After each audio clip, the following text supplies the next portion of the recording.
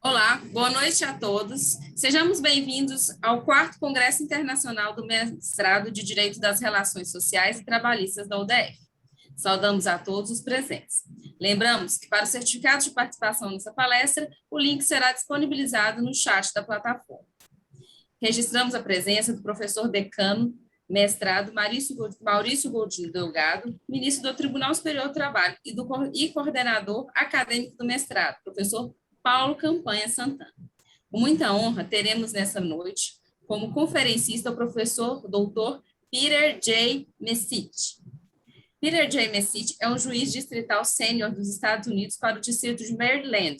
Atualmente, ele é assessor especial da Iniciativa para o Estado de Direito, ABA, Associação Americana de Advogados, para a América Latina e o Caribe, e professor adjunto de Direito Comparado e Direito do Programa de Estudos Legais e Judiciais Brasil-Estados Unidos da América e University Washington College of Law. Ele é membro e diretor do Grupo de Trabalho para a América Latina e o Caribe do Comitê Internacional das Relações Jurídicas da Conferência Judicial dos Estados Unidos. Por mais de 50 anos, o juiz Messitt escreveu e falou em inglês, espanhol e português em uma grande variedade de tópicos legais e jurídicos. Por seu trabalho como judiciário brasileiro, ao longo dos anos, o juiz recebeu a Ordem Cruzeiro do Sul, o troféu Dom Quixote, e título de cidadão honorário pela cidade de São Paulo e de outras cidades brasileiras. Ele trará como tema a Ordem Processual Norte-Americana, uma visão comparada. Para mediar a palestra, passamos a palavra ao professor doutor Ricardo Pereira. Boa noite. É com grande satisfação que recebemos o professor Peter Messitt, que vai falar sobre a ordem processual norte-americana e com grande conhecimento do nosso país, do Brasil. O professor Messitt já fez vários estudos, já passou muito tempo convivendo com os brasileiros, então vai nos brindar esta noite com essa comparação entre o processo norte-americano e um pouco do processo brasileiro também, que nós podemos aqui contribuir um pouco com o professor Messitt. O processo civil brasileiro tem incorporado, viu, professor Peter Messitt, uma tradição norte-americana de uma forma muito rápida e contundente. Nós agora temos um sistema, ou mecanismo, alguns não gostam do nome, sistema de precedentes. Então, creio que a sua fala hoje vai trazer muitas luzes para que possamos trabalhar com esse sistema processual brasileiro a partir dos parâmetros que nós importamos do processo norte-americano. Claro que com as peculiaridades, com as adaptações necessárias. Então, seja muito bem-vindo mais uma vez, viu, professor Peter Messitt. A UDF se sente muito honrada em receber o professor e juiz norte-americano. Com a palavra, por favor. Muito bem, muito obrigado, Dr. Paulo, Dr. Ricardo, doutora Carolina e senhoras e senhores que estão lá presentes, virtualmente pelo menos. Muito obrigado pelo convite para estar com vocês e falar sobre um assunto que me interessa muito, que seria o direito do trabalho brasileiro, especialmente quando comparado com o nosso direito laboral dos Estados Unidos. Eu penso que é sempre apropriado iniciar uma discussão sobre aspectos comparativos dos institutos jurídicos do Brasil e do meu país, com umas poucas palavras, observações sobre as diferenças estruturais entre os nossos judiciários. Primeiramente, falando em geral, e logo em seguida, falando sobre a estrutura da justiça do trabalho. Lembre-se que nós temos, nos Estados Unidos, um sistema federal muito distinto. Um governo forte, central, 50 governos estaduais, contando com o Distrito Federal, como o Distrito Federal brasileiro, mais até em alguns territórios, e há similaridades significantes entre os tribunais federais e estaduais nos Estados Unidos e no Brasil.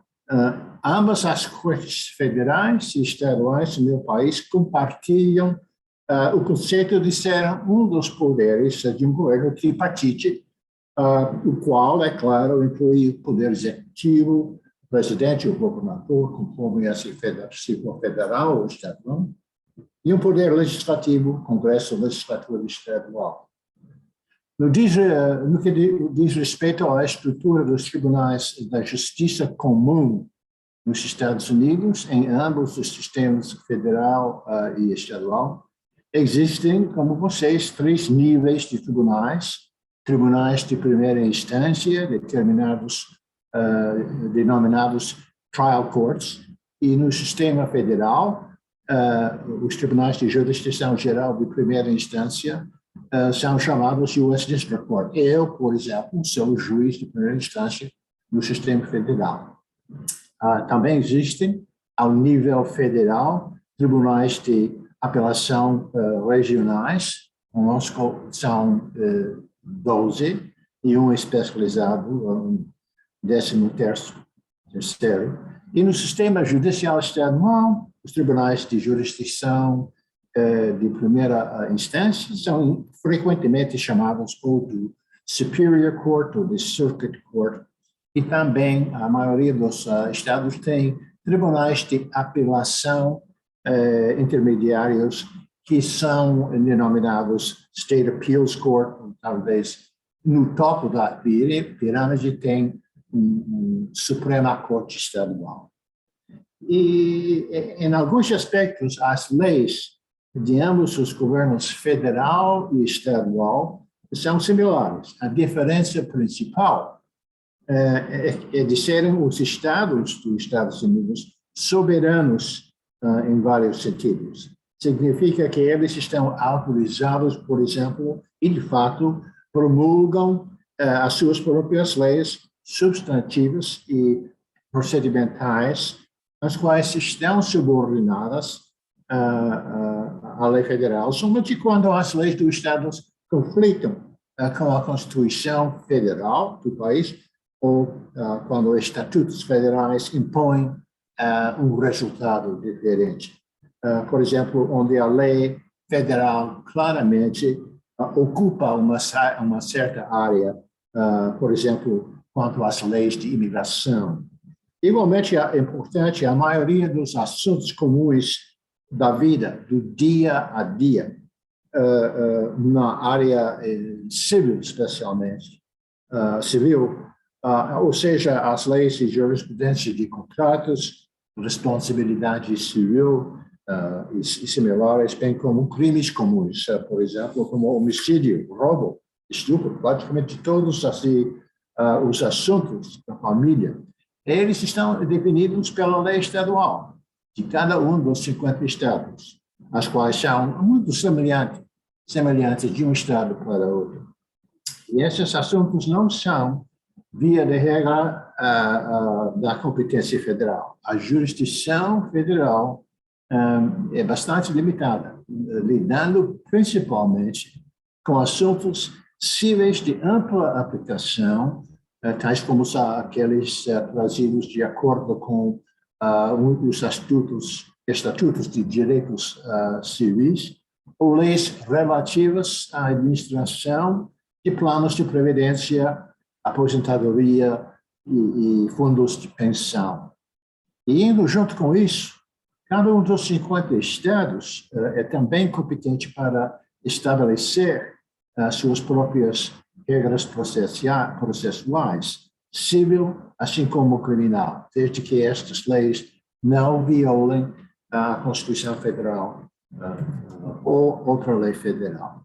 Mas, de fato, as regras federais de processo civil, Federal Rules of Civil Procedure, que orientam processos cíveis em todas as cortes federais, têm sido consideradas com tanta autoridade pela grande maioria dos legisladores estaduais juízes, advogados, que mais de 3/5 dos estados individuais têm adotado regras de processo civil que seguem muito de perto o formato e conteúdo das regras federais de processo civil.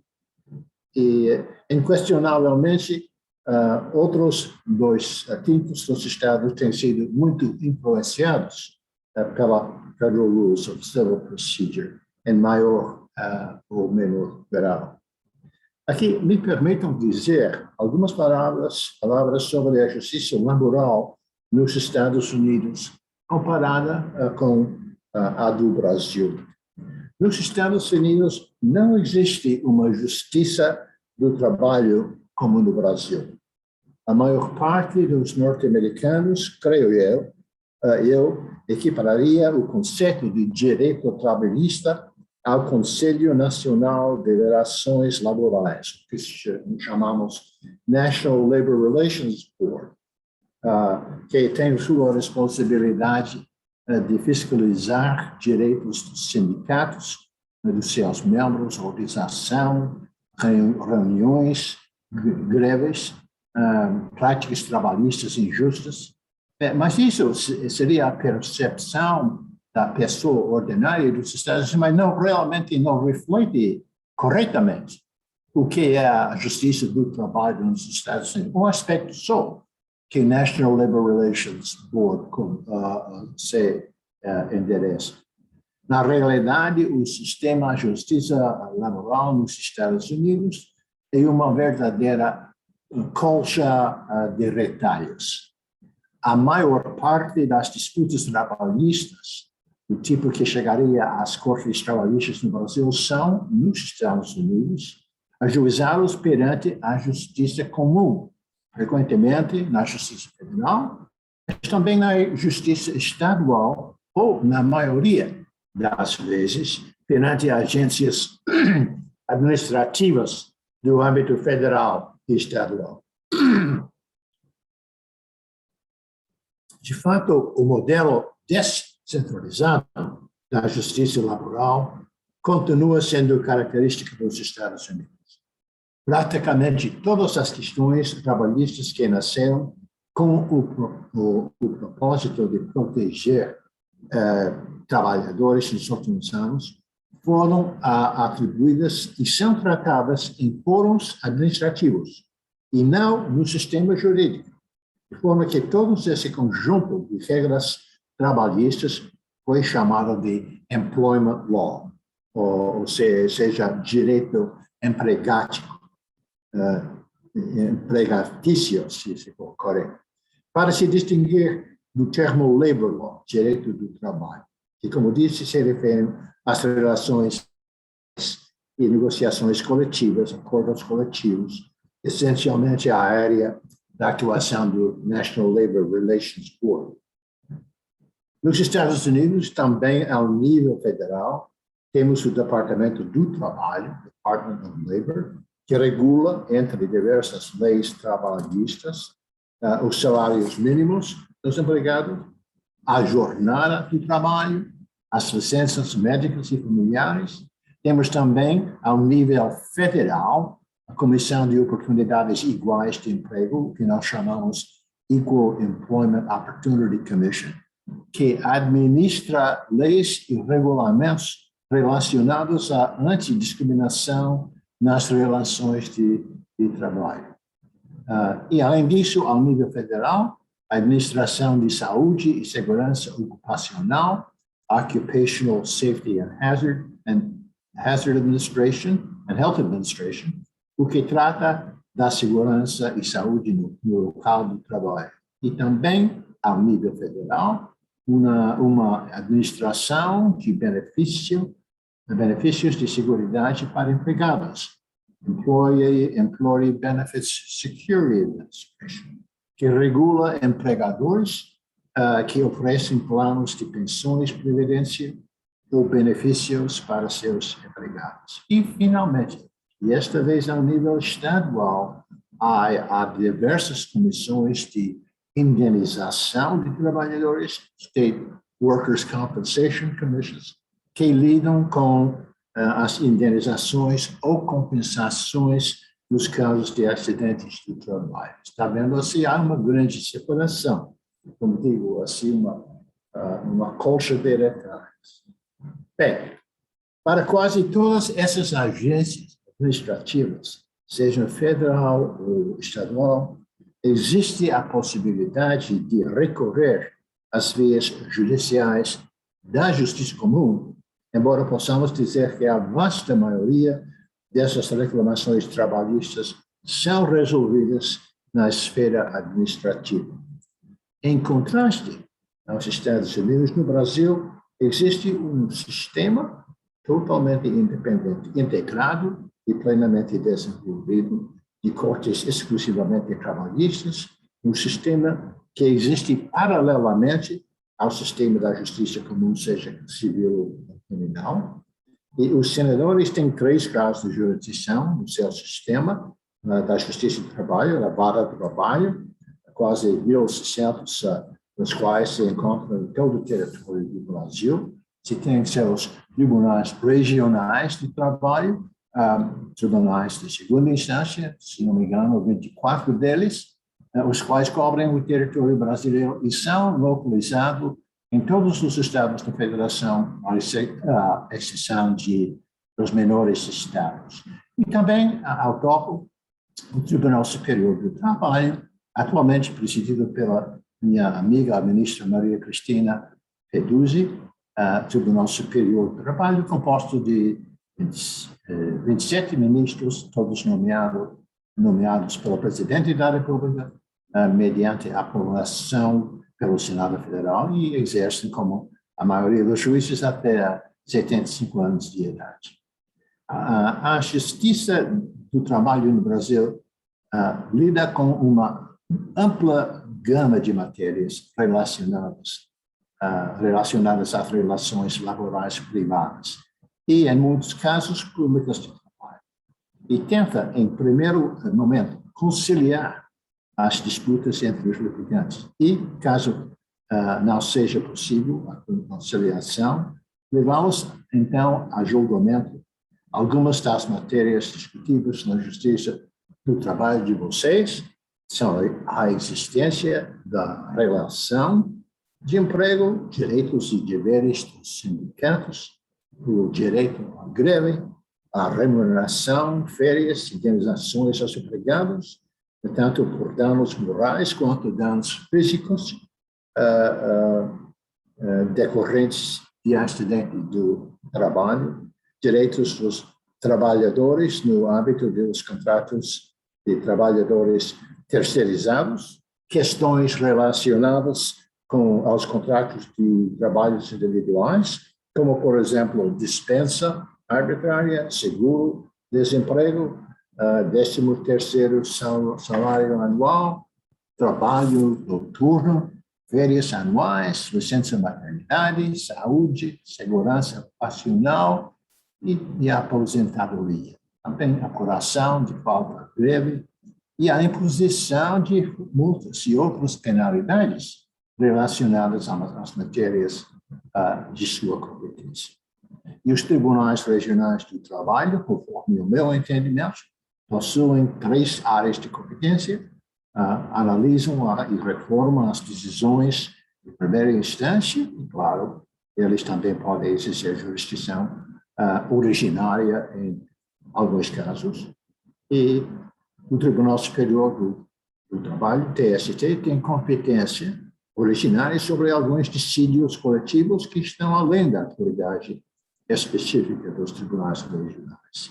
E, é claro, o Tribunal Superior do Trabalho revisa e julga principalmente os recursos das decisões dos tribunais regionais, objetivando estabelecer uma interpretação e aplicação uniforme da legislação trabalhista. Para nós, nos Estados Unidos, se o foro não for administrativo, o caso laboral, como eu digo, caberia entre os 3 níveis de cortes da justiça comum, federal ou estadual, que já descrevi.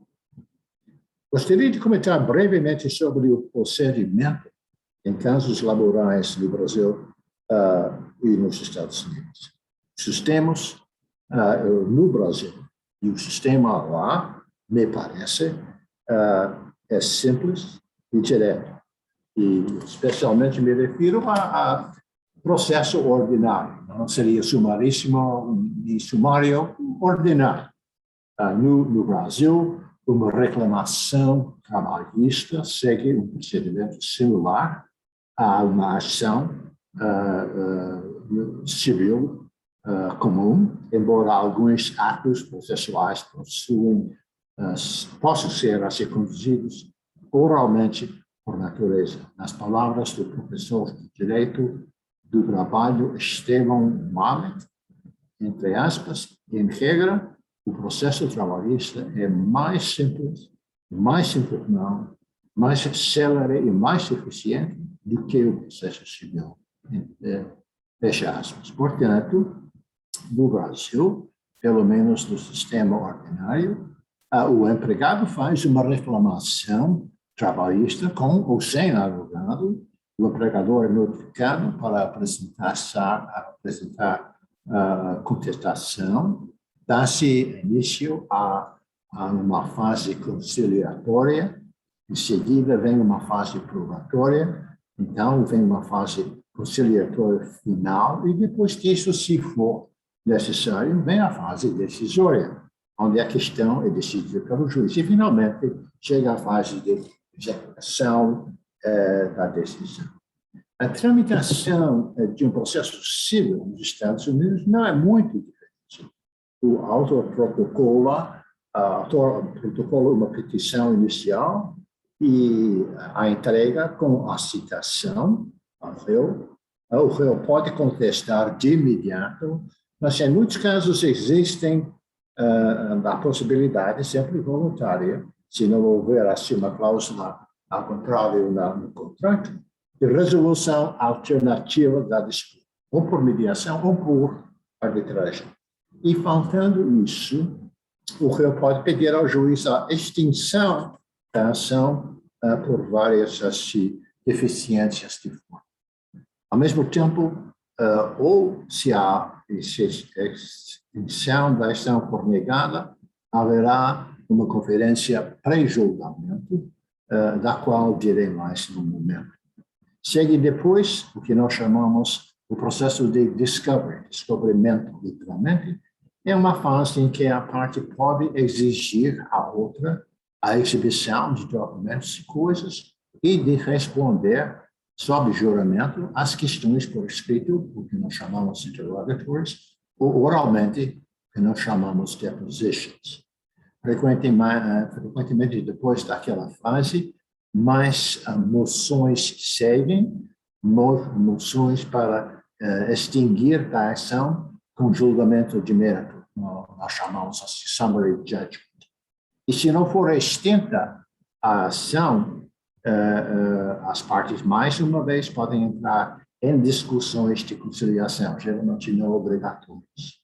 Mas, antes de um julgamento, nos Estados Unidos, a ênfase é, principalmente, no gerenciamento dos casos e a flexibilidade do juiz. E disso eu gostaria de concentrar minhas observações finais neste encontro com os senhores. A provisão-chave, e sem dúvida a mais importante, da regra Federal Rule of Civil Procedure 16b, uma vez que um caso seja protocolado, essa regra requer que o juiz, exceto num número limitado de casos, tem que emitir uma ordem de planejamento, schedule order, ordinariamente dentro de 90 dias depois da citação do réu. Mas outra regra, a Federal Rule of Civil Procedure 26F, requer as partes, advogados, se reúnem e conferem. Tão logo seja viável, em qualquer caso, pelo menos 21 dias antes da data limite para a realização da ordem de planejamento, ou da data em que a conferência de planejamento deva ser realizada. E neste estágio, de reunir e conferir, as partes devem considerar as possibilidades de resolução do caso por meio de acordo, providenciar as divulgações, disclosures, que eu mencionarei no momento, e discutir e propor um plano de instrução, no qual eles devem tentar concordar em boa fé. Então, dentro de 14 dias, depois desta conferência de consulta, as partes têm que submeter um plano escrito para a corte, delineando o plano. Então, pela regra 16b, o juiz emite uma ordem de planejamento, scheduling, e determina se for necessário uma conferência de planejamento, um scheduling conference. A ordem de planejamento deve limitar o tempo de outras partes se juntarem ao processo, emendar os pedidos das partes, completar a instrução e protocolar petições, motions. Entretanto, a ordem de planejamento do juiz também pode modificar a natureza e o tempo de instrução, pode também considerar questões de privilégio, imunidade, determinar também datas para a conferência anterior ao julgamento e para o julgamento incluir qualquer outro assunto apropriado na apreciação do juiz.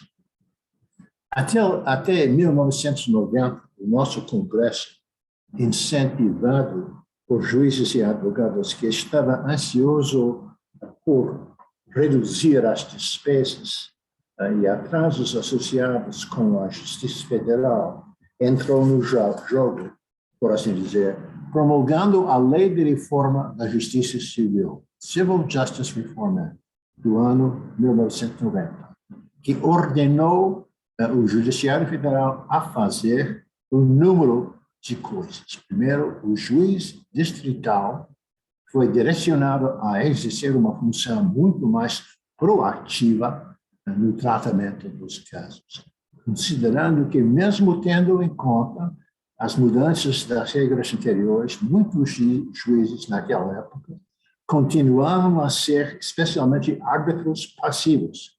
Chega nisso, né? Hoje, né? Proativo. Julgamento proativo significou que os juízes deveriam convocar as partes e seus advogados cedo no caso, a fim de alcançar um entendimento sobre o que se tratava o caso e definir parâmetros de como o caso deveria proceder. Julgamento proativo também significou explorar a possibilidade de modos alternativos de resolução de disputas, como digo, de conciliação, mediação ou arbitragem. E, além disso, essa ideia de julgamento proativo por parte do juiz significou determinar e executar prazos finais rígidos de como e quando as peças processuais tinham que ser protocoladas e para determinar como a apresentação de prova contidas no conjunto probatório ou da evidência uns dos outros deveria ocorrer. Dentre os dispositivos de instrução ou discovery, reconhecidos, como mencionei, estavam os interrogatórios por escrito, a outra parte, ou seja, questões escritas, que uma parte pode formular para outra para serem respondidas de forma tempestiva e sob juramento. Outro dispositivo, a instrução, eram declarações orais juramentadas, não somente dos litigantes, mas também dos terceiros, com conhecimento de vários aspectos do caso. Para nós, eu quero afirmar que deposition significa declarações juramentadas feitas fora da corte, na presença de um estenotipista da corte, que transcreve o testemunho, o qual, na maioria das circunstâncias, pode ser utilizado no julgamento para vários propósitos. Outros aspectos de descobrimento contemplados pela Lei de Reforma da Justiça Civil incluem prazos determinados para indicação de experts, peritos, especialistas, para a troca de relatórios periciais e para a tomada dos seus testemunhos. E eu deveria mencionar que nos Estados Unidos não fica para o juiz indicar quem vai ser o perito, fica para as partes. Tem assim peritos em combate. Uma parte tem perito que diz assim, o outro diz tem uma posição talvez contrária. E fica para o juiz determinar quem deveria prevalecer. Embora seja possível também para o juiz nomear o seu próprio perito. Mas, geralmente, o juiz conta com a presença de peritos proporcionados pelos dois lugares. Também é esperado do juiz fechar prazos para o protocolo de dispositivos, outras moções e determinada outras datas. Sobretudo, ao juiz é dado grande flexibilidade, grande discrição de alterar o formato do processo, incluindo alterar os prazos de acordo com as circunstâncias do caso possam requerer. Podemos afirmar que a criação de uma justiça do trabalho especializada como existe no Brasil nunca aconteceria nos Estados Unidos, levando-se em conta que os Estados Unidos, como digo, possuem um sistema federalista muito forte. Apenas algumas de suas leis trabalhistas são federais por natureza. E assim fica ao cargo dos estados determinar se vão ter uma justiça separada, como no Brasil, nos estados deles. Portanto, seria praticamente impossível encaixar toda a legislação trabalhista, leis do trabalho, do emprego, labor law, num só sistema estadual. No Brasil, ouvi falar que foi levantada a ideia de abolir o sistema independente da justiça trabalhista, ou de, pelo menos, despô-lo de parte da sua jurisdição e permitir que reclamações trabalhistas fossem decididas na justiça comum. No entanto, eu também acho que isso nunca vai acontecer, apesar do que aparentemente podem pensar, ao que eu saiba, o presidente Jair Bolsonaro e outros, o conceito de justiça especializada para dirimir questões trabalhistas é um mecanismo predominante ao redor do mundo, especialmente na Europa Ocidental, inclusive em países como França, Alemanha, Reino Unido, Bélgica, Israel, Suécia e Índia, África do Sul, Argentina e México, entre tantos outros. Esses tribunais não seguem um padrão em termos de jurisdição, composição do patrimônio, mas são inquestionavelmente dotadas de competência sobre uma ampla gama de questões de natureza trabalhista. Em verdade, os Estados Unidos realmente é o país talvez mais importante que não tem um sistema de justiça de trabalho especializado ou centralizado. Por mais improváveis que sejam as mudanças radicais em nossos dois países, nos dois sistemas da justiça do trabalho, tanto no Brasil quanto nos Estados Unidos, isso nunca não deve nos impedir de continuar a comparar nossos respectivos sistemas, de avaliar o que podemos aprender uns com os outros, e continua, como sempre, numa atmosfera de conversa e diálogo amigável. Com isso, eu termino a minha apresentação principal e não sei se vocês vão fazer perguntas depois, tem que se pular para outro palestrante. Mas, de toda forma, eu agradeço a oportunidade de falar com os senhores hoje.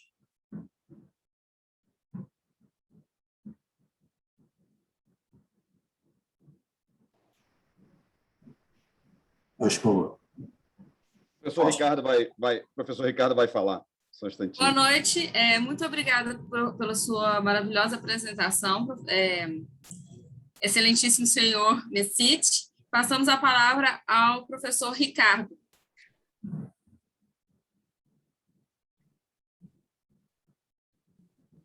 Professor Ricardo tem que habilitar o seu Microfone. microfone. Não está habilitando. Deixa eu ver se eu consigo. Desculpe. Aqui. Participantes. Ricardo. Professora Kelly, tem alguma pergunta? Agora consegui. Sim. Consegui. Obrigado, Carolina. É porque estava... Bom, professor Peter, eu queria, em primeiro lugar, parabenizar pela excelente exposição que traz um comparativo muito preciso do sistema trabalhista e processual norte-americano e brasileiro. Mas eu queria registrar também o português fluente e a forma didática como o senhor apresentou a sua exposição, viu? Então, parabéns, professor Peter. Isso mostra que as suas ligações com o Brasil são ligações muito fortes, né? E eu queria fazer uma pergunta muito rápida para o senhor. Nós tivemos, no Brasil, algumas reformas nos últimos tempos, e essas reformas ocorreram também em países da América Latina, na Europa, e a impressão que dá, embora o sistema norte-americano seja essa colcha de retalhos, como o senhor bem colocou, a impressão que dá é que o sistema federal ele tem uma estabilidade muito grande. Ele não sofre reformas com a frequência que o Brasil, o país da América Latina e a Europa sofrem. O senhor poderia falar um pouco sobre isso, professor Peter? E já, desde logo, agradecendo, viu, a brilhante exposição. Se eu entendo perfeitamente, sua pergunta seria se a facilidade de fazer a reforma no direito do trabalho, especialmente a nível federal, seria a pergunta? Sim, ok. Não, existe a possibilidade, depois de muito experiência, na minha opinião, não houve nestes últimos 10, 15 anos muito no sentido de reforma na justiça federal laboral, mas existe isso sempre. Temos que sempre levar em conta que com este sistema de estados soberanos, eles são muito zelosos de sua autoridade e para se impetrar, ou pelo menos tentar impetrar uma lei que vai contradizer em qualquer sentido o poder dos estados, vai ser resistido, é evidente. Mas, enfim, geralmente, quando a situação chega a uma situação que não se pode aguentar mais, às vezes o governo federal entra no jogo. Mas hoje em dia há uma grande divisão entre democrata e republicano aqui. Quase não existe um diálogo sobre quase nada. Você pode ver na briga entre o presidente e os democratas e os republicanos, que nem está querendo se cooperar em vários sentidos. E essa questão de reforma de direito laboral seria assim um pouco provável, né? Outra coisa para notar, realmente o movimento sindical nos Estados Unidos é muito fraco. Temos perdido muitos membros de sindicatos.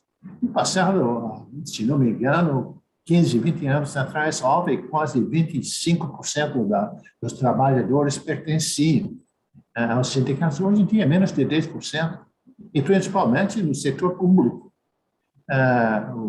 Começando com o presidente Reagan, ele realmente queria enfraquecer os sindicatos. Mas talvez uma nova possibilidade de renovar o vigor dos sindicatos. O presidente Biden tem falado que ele está querendo fortalecer os sindicatos hoje em dia. E há muito esse movimento para promover os interesses do trabalhador. Outra palavra final, porque estou escrevendo outro papel, sobre a uberização do trabalho. O que vai fazer com os direitos das pessoas que não são empregados, que faltam assim, as profissões que o empregado tradicional goza. O que ele vai fazer? Porque ganha, tem certa flexibilidade, sem dúvida, mas também ele realmente não tem a segurança, seguridade que realmente vai assim, que vem, especialmente no Brasil. Imagine, vocês no Brasil devotam assim o quê? Artigo 7 da Constituição só fala em empregado, fala em emprego, fala em direitos. Nossa Constituição não menciona trabalhador, não menciona emprego, nada disso. Nossas leis que protejam, até o ponto de proteger, são leis avulsas.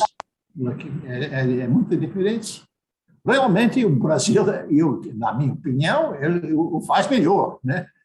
Tem mais racional para proteger o trabalhador. Aqui é um pouco assim, é diferente, mais difícil.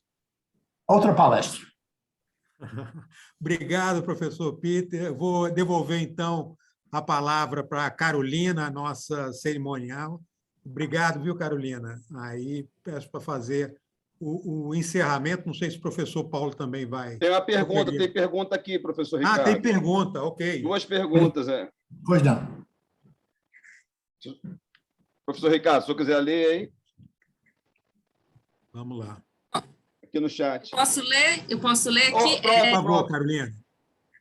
Professor, parabéns pela palestra. Quem está fazendo a pergunta é o Tiago, e ele fala, tendo em vista o interesse dos alunos dele em constitucional, ele indaga, qual seria o maior desafio do juiz nos Estados Unidos para efeito de alcançar o que chamamos de segurança jurídica, que paradoxalmente depende das diferentes interpretações dos juízes em várias instâncias?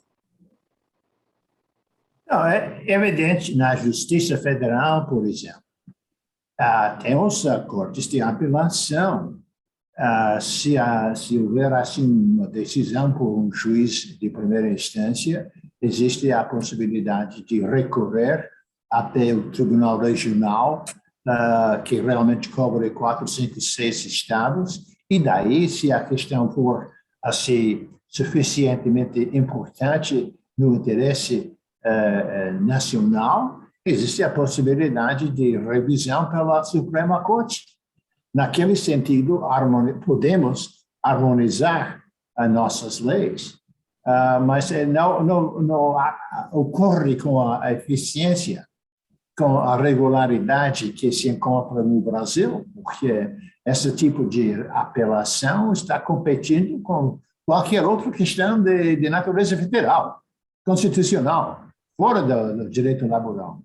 Mas existe a possibilidade de harmonizar, isso que é, como digo, nós desenvolvemos uma jurisprudência menos assim compreensível, como ocorreu no Brasil. Porque, como digo, essas questões competem com todas as outras questões que realmente caracterizam o nosso país. Espero que entendi certo na sua pergunta. Muito obrigada. Temos mais uma pergunta. Essa pergunta é do Renato Cruz, e aí depois nós encerraremos para não prolongar muito. Ele diz parabéns em primeiro lugar pela apresentação e pelo seu português. Estamos todos admirados e encantados com o seu português. Ele quer perguntar, como cada estado, sua legislação, o que acontece, como se esgotam os recursos de uma corte de primeiro grau de caso concreto dentro de um estado? Eu não entendi. O que acontece com uma decisão? Quando se esgotam as decisões similares, porque geralmente vocês usam uma decisão como precedente para outra. Quando se esgotam as possibilidades de usar uma comparação de um caso com o outro, como vocês fazem? Não, se for uma decisão estadual de primeira instância, fica para a Suprema Corte Estadual para determinar qual vai ser a decisão que se aplica plenamente no Estado. Se houver assim diferenças entre estados, o problema que existe, dependendo se a lei for estadual, a Suprema Corte de um estado pode determinar que a nossa Constituição local, nossas leis estaduais exigem certo resultado. Se for uma questão do direito federal, da lei federal, e uma diferença entre decisões de primeira instância, como digo, pode recorrer ao Tribunal Regional Federal e também até a Suprema Corte, se houver.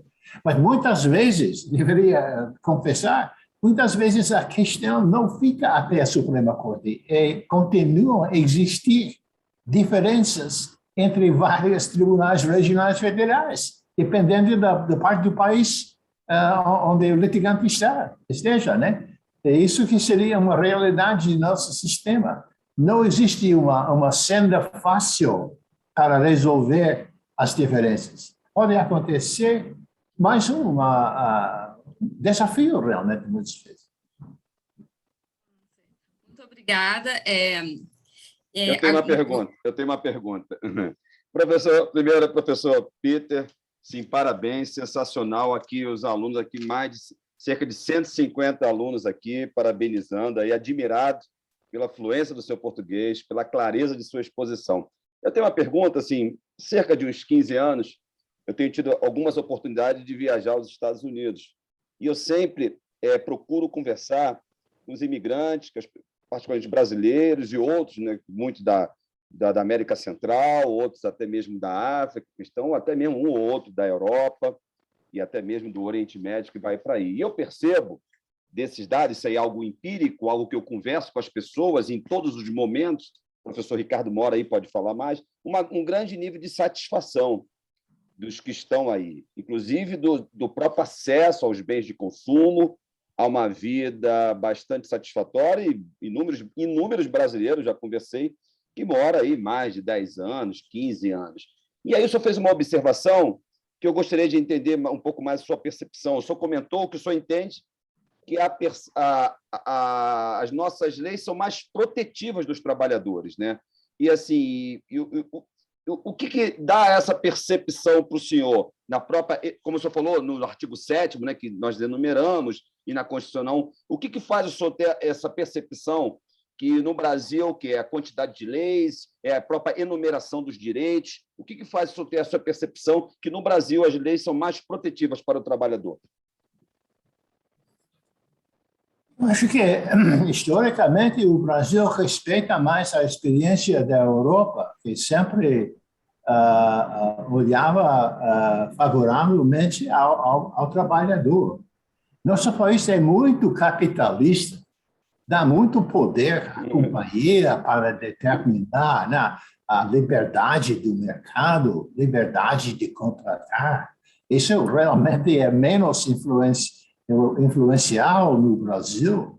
Mas veja, por exemplo, demissão do trabalhador não tem direito necessariamente a aviso prévio, não tem assim, o direito de um contrato sem fim, não há uma presunção que ele vai continuar, se não for assim uma cláusula arbitrária no contrato.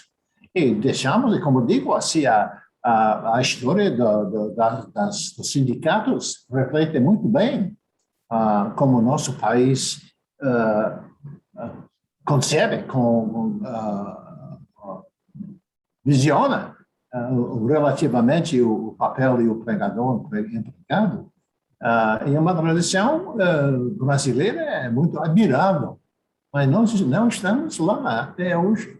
E eu diria, o Biden, muito assim em contraste ao Trump, tem falado muito mais em favor do trabalhador, muito mais em favor dos sindicatos.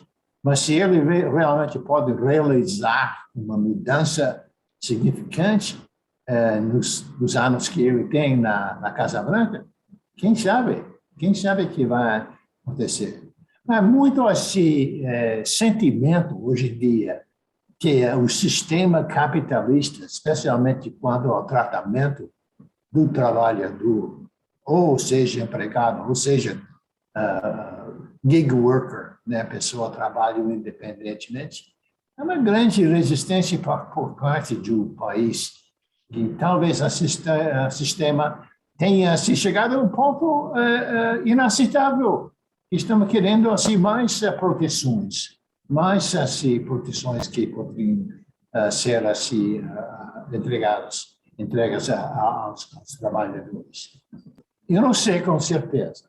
Somos um sistema capitalista. Capitalismo tem seus deficiências, seus vícios. Os economistas talvez digam ao contrário. Eu sou mais assim, me alio com vocês, em vez de os economistas que dizem contrário aqui. Sabe? Obrigado, professor Peter, queria registrar, viu, Obrigada. professor Paulo, também a presença do professor decano Maurício Godinho Delgado, que é também ministro do Tribunal Superior do Trabalho. Viu, professor Peter? Está aqui na nossa sala. Está sem o áudio, Senhor, ministro. Sem o áudio, ministro.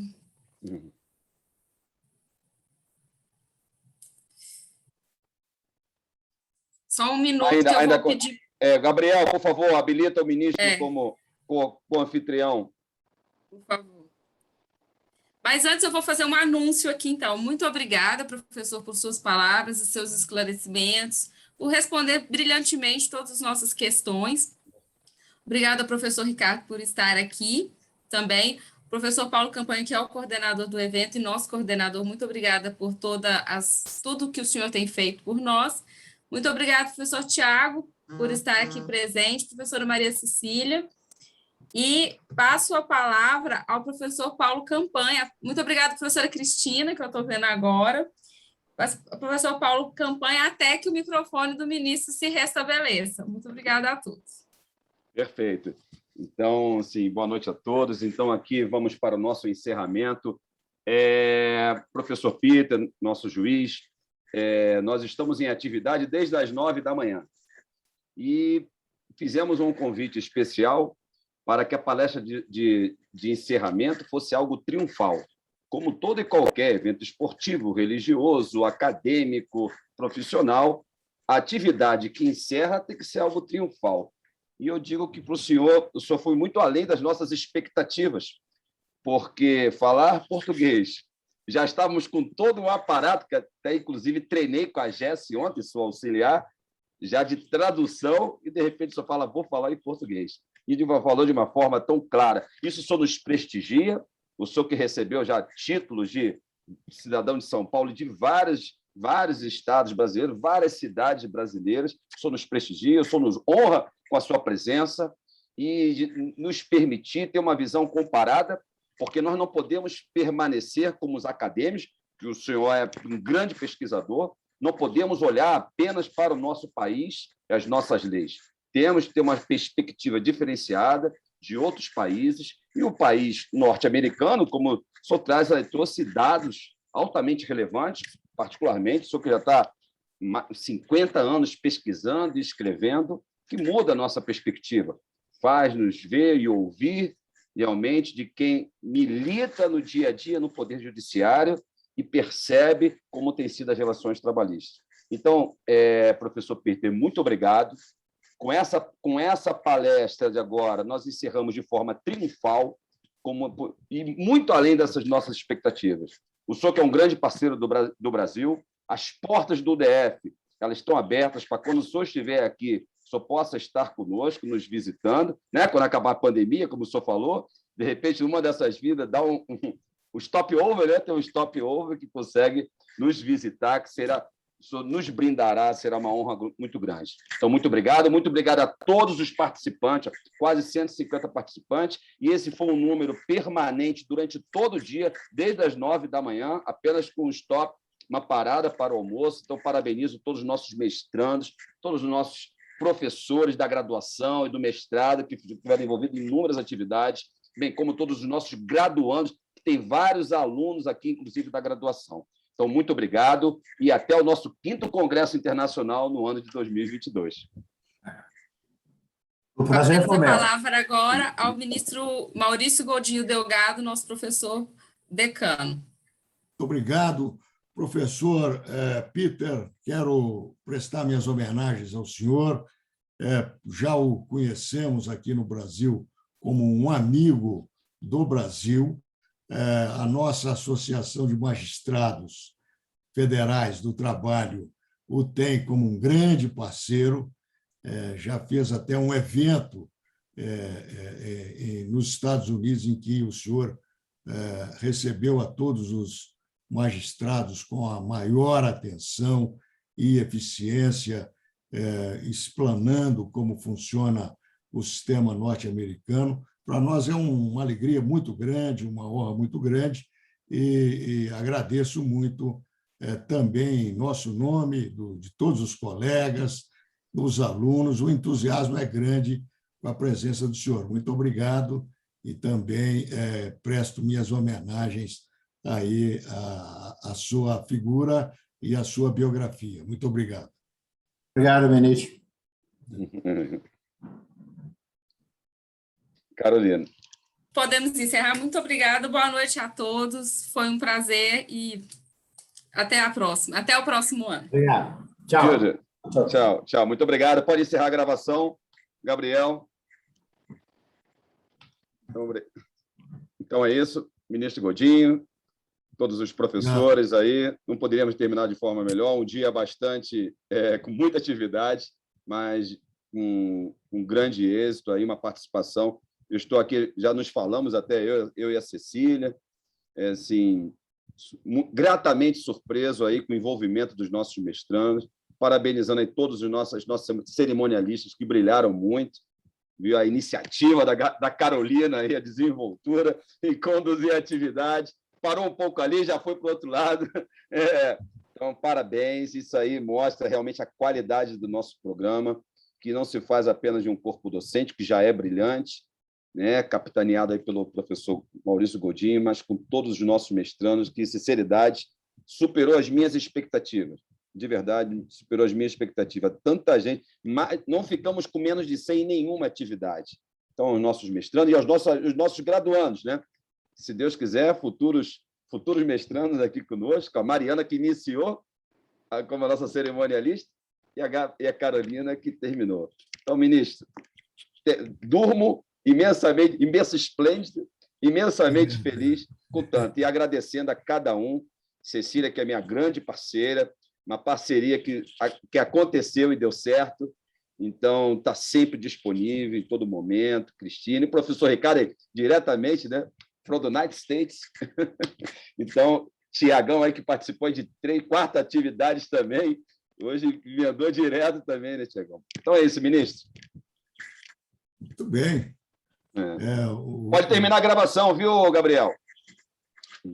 Excelente evento, realmente, professor.